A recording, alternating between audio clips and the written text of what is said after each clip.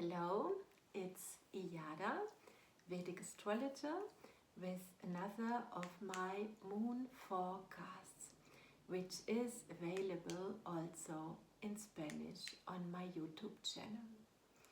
The moon is waxing, tides swell higher, animals grow restless, everything vibrates at a higher frequency.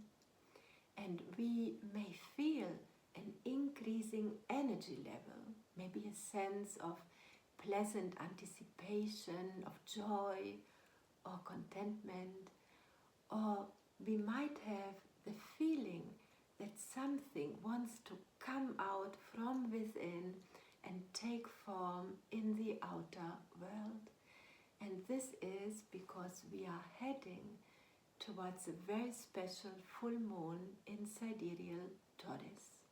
In the night between Wednesday, December 7th and Thursday, December 8th at 5:08 a.m. Central European Time, the lunar sphere will hang full and ripe in the early morning sky. Each full moon reflects the light of the sun fully. Our mind, manas, the moon, becomes bright and is more able to function in alignment with the purpose of our soul, Atman, the sun.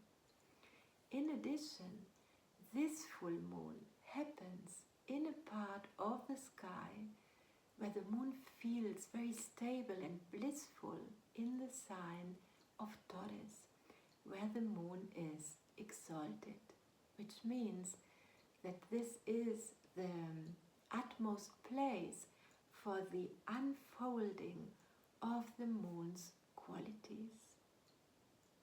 Imagine the earth and the path of the sun around our planet, visiting one solar sign every month, 12 signs in 1 year.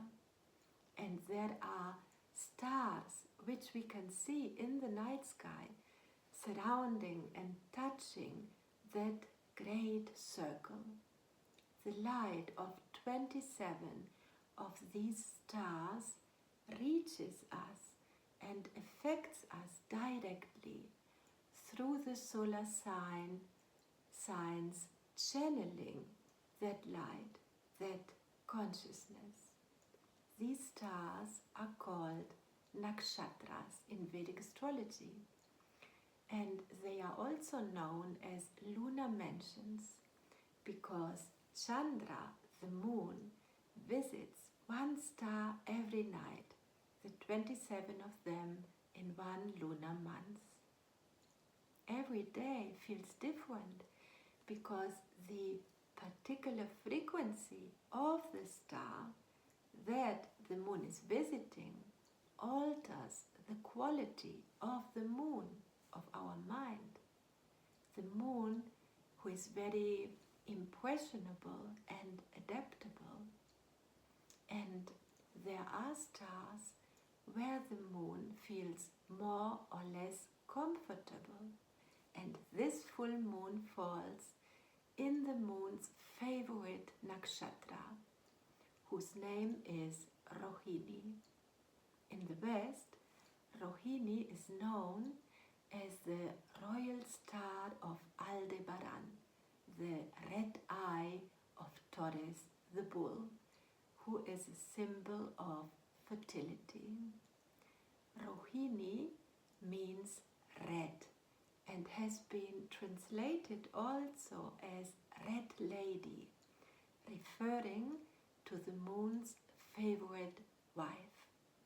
The nakshatras are the moon's wife, 27 sisters and daughters of Daksha, who is a son of Brahma, who is the deity presiding Rohini Nakshatra. For a time, Chandra went from one wife to the next every night, but soon he did spend more time with Rohini.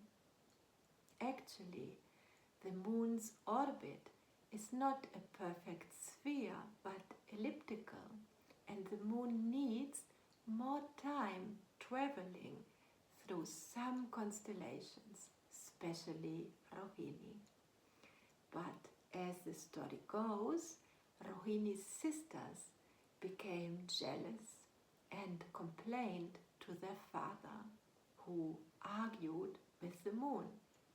But Chandra was so in love with Rohini that he didn't pay attention. And finally, the moon was cursed with tuberculosis, so he would fade away.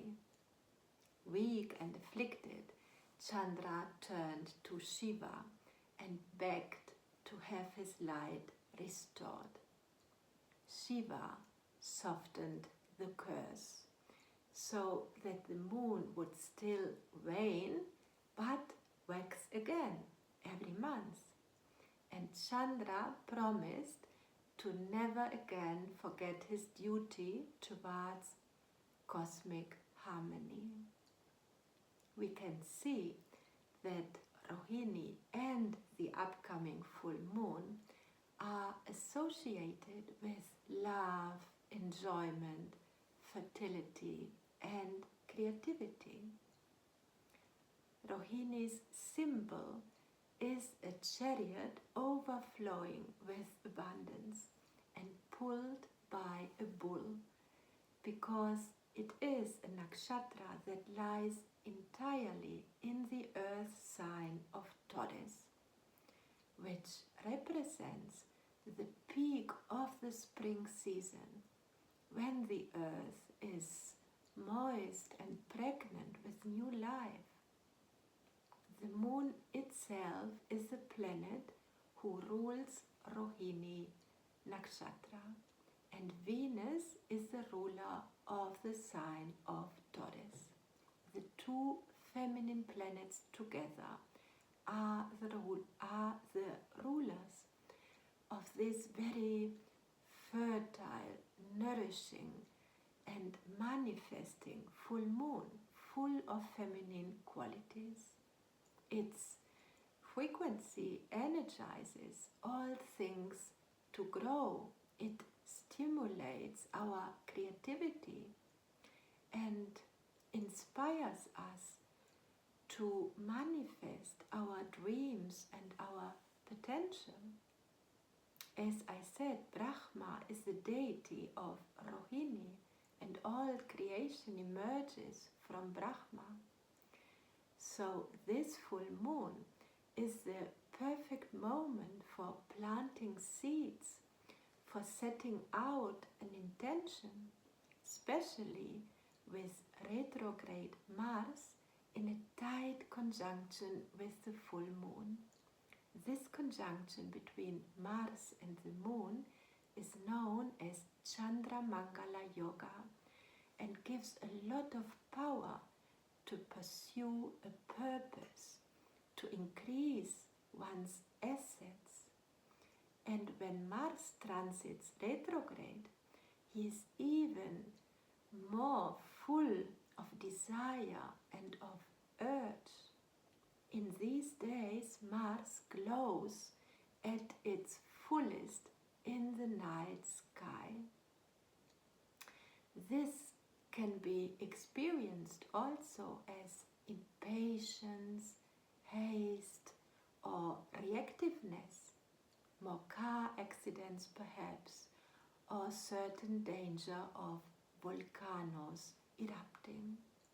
But we can channel this very powerful energy into clear intentions, which should be expressed in the 12 hours before the moon is completely full.